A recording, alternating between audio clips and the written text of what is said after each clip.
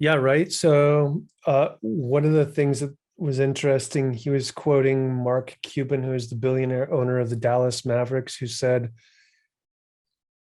every no gets me closer to yes, which is really interesting to look at it that way. Seeing that no is just the start is another valuable one. I mean, Yeah. So really, case in point, okay, because I had just busted open that chapter in the book as well. So when you're negotiating, do you remember what it said about why no is something that you want to get? Why is that desirable?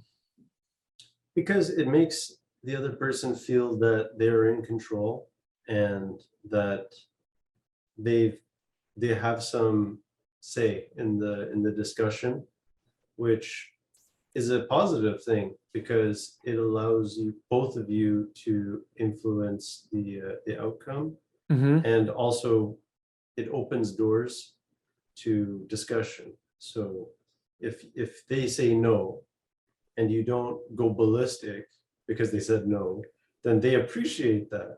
And then you've, in a way, developed a relationship instead of they say no and you blow up and stop the discussion, and that's that. And you've landed at no, which is not helping anybody.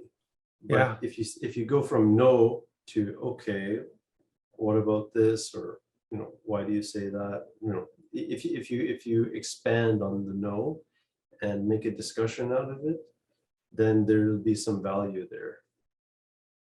Yeah. I thought that one of the things he was saying that was really interesting was how we are conditioned to be, polite and don't step on the other person's toes and, you know, say yes and get people to say yes, which is like a totally common sales technique.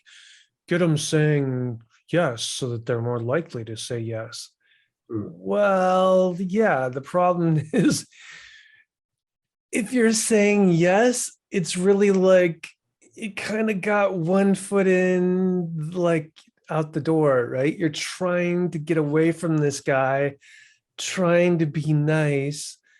Mm. And yeah, it's a bad thing because you're not actually having a really good conversation with your customer, right? Like, That's right. It's inauthentic, and it's a bit like a trick that people recognize. Do you eat food? Like, yes, but I'm not interested in what you're having, what you're selling, and it's just like, well, what have you done there?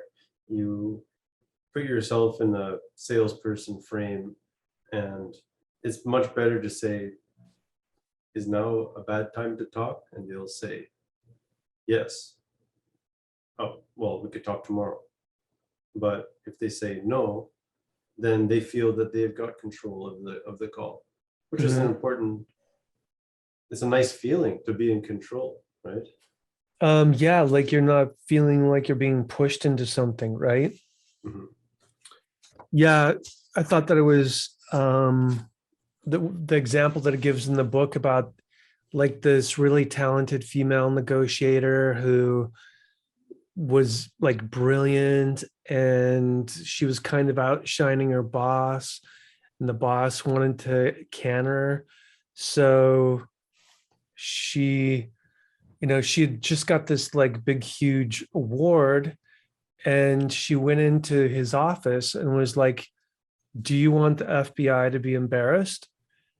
And he said no. And that really set him up to give her permission just to hit the job because it gave him the power to right determine her fate, so to speak. But it Mhm. was, yeah, it's interesting trying to think of how to get people to say no more often because you don't try to get no from people. Mhm. Yeah. So how would you use that with your boss? Do you have any idea? Like Well, try to I get what think you want? I can't think of ways that I would use it, but Because he in a says way, no quite a bit, right? Well, that's just it. I mean, we kind of gave him a name, VP of No. And but now with this new way of looking at the world, it's not so bad, because I recognize that when he says no, he feels in control.